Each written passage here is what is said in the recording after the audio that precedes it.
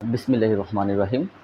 সুপ্রিয় নবম শ্রেণীর শিক্ষার্থীরা, আজকে আমরা আলোচনা করব তোমাদের পরিমাপে ত্রিকোণমিতি অধ্যায়ের 7 নং অনুশীলনী 7 নং প্রশ্নটি নিয়ে। দেখো, এই প্রশ্নটিতে দেওয়া আছে, বোতলের কোনো একটি স্থান থেকে একটি মিনারের শীর্ষের উন্নতি কোণ 60 ডিগ্রি। ওই স্থান থেকে মিটার পিছিয়ে গেলে মিনারের উন্নতি কোণ হয় 45 ডিগ্রি। মিনারটির উচ্চতা নির্ণয় করব। আমরা প্রথমে অঙ্কটি বোঝার চেষ্টা করব একটু কিভাবে আমরা অঙ্কটি শুরু করব এবং শেষ করব ইনশাল্লাহ। তো প্রথমত দেখো, আমরা এখানে বসে বোতলের কোনো একটি স্থান থেকে, তাহলে আমরা প্রথমত ধরি বোতলের যে কোনো একটা স্থানের একটা বিন্দু হচ্ছে এই একটা বিন্দু আমরা ধরলাম, এই বিন্দুটার নাম দিলাম আমরা সি বিন্দু।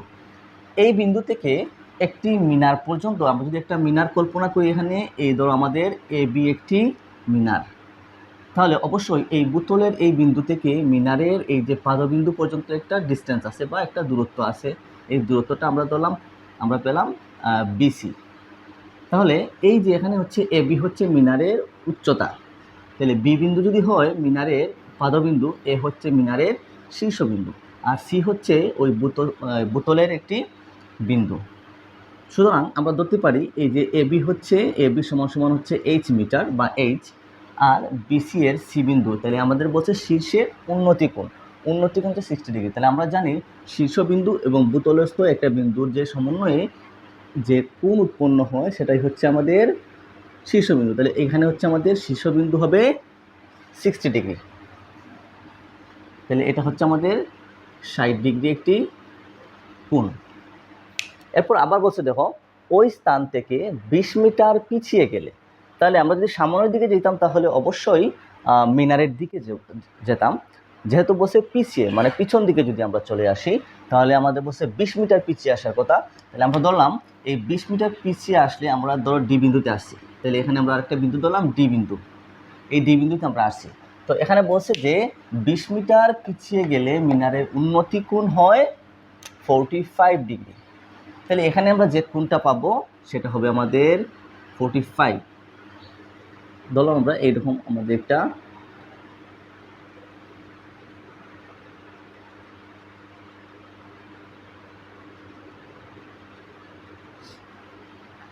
এইখানে যে কোণটা উৎপন্ন হবে এটা হবে 45 ডিগ্রি। তাহলে আমাদের প্রশ্নে বলছে যে আমরা মিনারের উচ্চতাটা কত নির্ণয় করব, অর্থাৎ এই যে এ বি সমান আমাদের কত সেটা আমরা বাইর করব। তো সুপ্রিয় শিক্ষার্থীরা, তোমরা যদি এইরকম অঙ্ককে সলভ করতে চাও, তাহলে প্রথমে তোমাদেরকে খেয়াল রাখতে হবে যে তোমাদের যদি দুটি কোণ দেওয়া থাকে আমাদের, তাহলে দুটি কোণের প্রথম যে কোণটা দ্বারা একটা ত্রিভুজ অঙ্কিত হবে এবং টোটালটা মিলে একটা ত্রিভুজ অঙ্কিত হবে, সেটা তোমাদের লক্ষ্য করতে হবে। এবং প্রথমেই আমরা ফাইন্ড আউট করব এই যে প্রথম যে কোণ দেওয়া আছে এই কোণটা, তাহলে এখানে আমাদের 60 ডিগ্রি কোণ দেওয়া আছে। এই 60 ডিগ্রি কোণের ক্ষেত্রে আমরা যদি ধরি বা মনে করি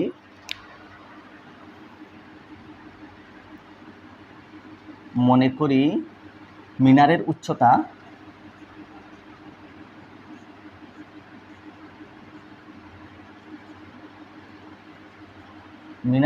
তাহলে আমাদের এখানে মিনারটা হচ্ছে এ বি, তাহলে এ বি সমান আমরা ধরি এই এ বি সমান হচ্ছে এইচ। তাহলে এবং শীর্ষের উন্নতি কোণ কত আছে আমাদের 45 ডিগ্রি, তাহলে এ সি বি কোণ, শীর্ষের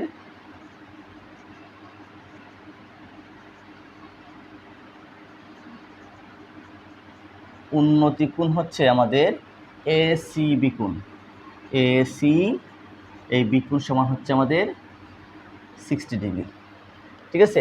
এবং হচ্ছে এই বিসি সমান আমরা ধরি এই বিসি সমান হচ্ছে এক্স, এই বিসি হচ্ছে এক্স। আবার ধরি আমরা কি বিসি সমান,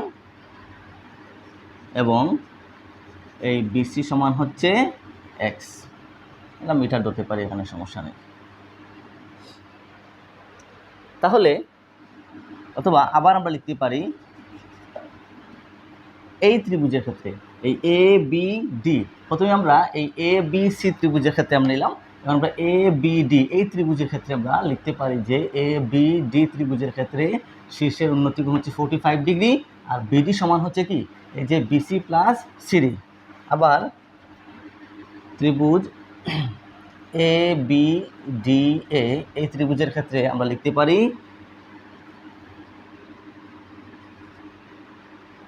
বিডি প্লাস হচ্ছে বিসি প্লাস হচ্ছে সিডি সমান হচ্ছে, এখানে আমরা লিখতে পারি। তাহলে এখান থেকে এই যে বলছে যে এই বিন্দু থেকে পিছিয়ে 20 মিটার গেছে, তাহলে আমরা 20 মিটার এটা, তাহলে এটা হবে এক্স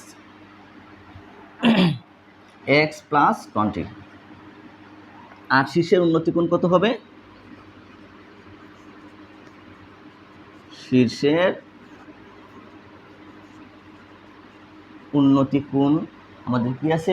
এ ডি বি কোণ, এ ডি বি সমান সমান হবে 60 ডিগ্রি। আশা করা যায় তোমরা এতটুকু অংশ ভালো মতো বুঝতে পারছো। এবারে আমাদের মূল কাজে চলে আসি আমরা।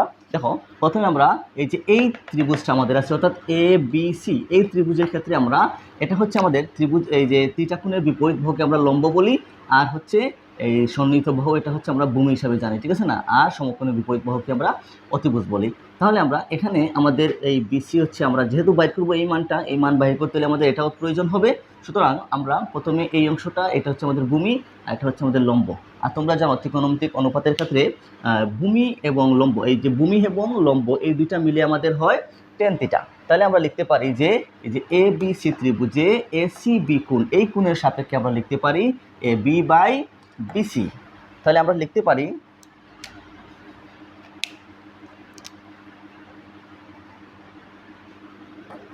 দেখো, আমরা লিখতে পারি তাহলে ত্রিভুজ এ বি সি এ আমরা লিখতে পারি কি এ সি বি কোণ, এ সি এই বি কোণ সমান হচ্ছে এ বি বাই বিসি। তাহলে এই এ বি বাই বিসি অর্থাৎ লম্ব বাই ভূমি, লম্ব বাই ভূমি সমান কি আমরা জানি? লম্ব বাই ভূমি সমান হচ্ছে 10, তাহলে কত degree? 60 degree. 10 60 degree is equal to হচ্ছে এ বির মান যেহেতু আমরা এইচ ধরছি আর বিসি সমান হচ্ছে এক্স ধরছি, তাহলে 10 60 ডিগ্রির মান হচ্ছে √3 is equal H by X. বা আমরা যদি এটাকে যদি আর গুণন করি তাহলে এটার নিচে কোনো সংখ্যা নাই, আমরা জানি মনে মনে এক আছে এখানে, তাহলে এটা আমার লেখার প্রয়োজন নাই, জাস্ট আমরা ধরে নেব। তাহলে এক্স এর দ্বারা আমরা √3কে গুণ করলে হবে √3x, √3x is equal to হচ্ছে এইচ। বা যেহেতু আমাদের এক্সের মান জানা নাই তাহলে এক্সটাকে এই পাশে রাখবো, আমরা এইচ বাই √3টাকে এই পাশে পক্ষান্তর করে দেবো। তাহলে এখানে আমরা এই এক্সের একটা মান পাইলাম। তাহলে আমরা এই ত্রিভুজের জন্য আমাদের কাজ শেষ আপাতত। আমরা পরবর্তীতে যাব যে এ বি ডি এই টোটাল ত্রিভুজের ক্ষেত্রে যাব। তাহলে আমরা যদি সম্পূর্ণ ত্রিভুজের ক্ষেত্রে যদি যাই তাহলে আমরা লিখতে পারি আবার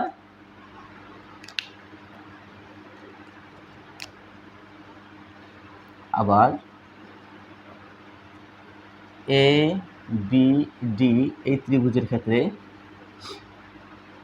আমরা কি লিখতে পারি? এটা হচ্ছে আমাদের লম্ব আর এই টোটালটা হচ্ছে আমাদের ভূমি। তাহলে আমরা লিখতে পারি কি যে এ ডি বি কোণ অর্থাৎ এ ডি বি কোণ সমান সমান আমরা লিখতে পারি এ বি বাই হচ্ছে এই বিডি।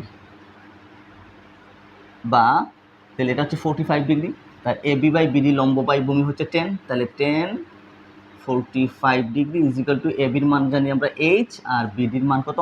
বিডির মান হচ্ছে এক্স প্লাস 20। বা আমরা এখানে জানি 10 45 ডিগ্রি মান হচ্ছে 1 আর এটা হচ্ছে এইচ বাই এক্স প্লাস 20। বা আমরা যদি আর গুণ করি তাহলে এইচ আসবে এই পাশে আর এক্স 1 দ্বারা এইটাকে গুণ করলে হবে এক্স প্লাস 20। বা আমরা এইচ ইজ ইকুয়াল টু এক্সের মান আমরা পাইছি আগে, এক্সের মানটা হচ্ছে আমাদের এইচ বাই √3, তাহলে এইচ বাই √3 প্লাস হচ্ছে 20। বা এই পাশে যদি আমরা লসাগু নিই তাহলে হবে √3, তাহলে এইচ প্লাস √3 আশা করা যায় এই এতটুকু পর্যন্ত তোমরা ভালো মতো বুঝতে পারছি। তাহলে এই অংশটাকে আমরা শুধু ক্যালকুলেশন করে মানটা বসাইলে আমাদের এইচ এর মানটা অর্থাৎ আমাদের যেটা বসে মিনারের উচ্চতা সেই মানটা আমরা পেয়ে যাব। দেখো পরবর্তী অংশটা আমরা কিভাবে করি।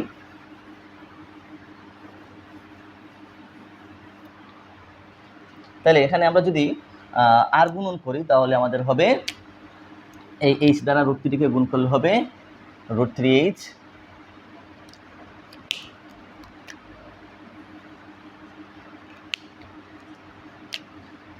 বা √3h ইজ ইকুয়াল টু এখানে আমাদের হবে h প্লাস 20√3 বা যেহেতু এইটা h হচ্ছে পদ, এটা হচ্ছে h, তাহলে আমরা h-টাকে একসাথে করে নেব। √3h এটা এই পাশে নিয়ে আসলে হবে -h ইজ ইকুয়াল টু হবে 20√3 বা এখানে আমাদের হবে, যদি আমরা এই উভয় পাশ থেকে যদি আমরা h কমন নেই তাহলে হবে √3 - 1 ইজ ইকুয়াল টু হবে 20√3 বা আমরা h-টাকে এই পাশে রাখলাম, তাহলে এবার এই পাশে হবে 20√3 ডিভাইডেড হচ্ছে √3 - 1। তাহলে আমরা এটাকে যদি ক্যালকুলেশন করি, আমরা যদি মানটা বসাই তাহলে আমরা দেখতে পাবো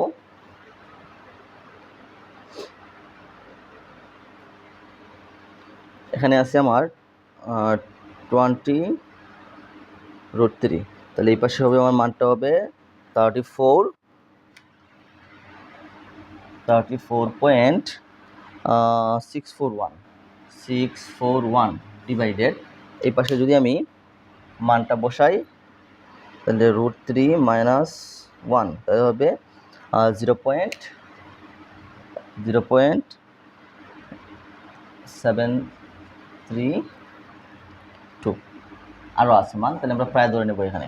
তাহলে আমরা যদি এটাকে ক্যালকুলেশন করি একটু টোটালটাকে, তাহলে কত আসে দেখি আমরা। উপরে হচ্ছে 34.641 ডিভাইডেড 0.732, তাহলে হবে 47.323, এইটা লিখে আমরা প্রায় লিখে দেব। তাহলে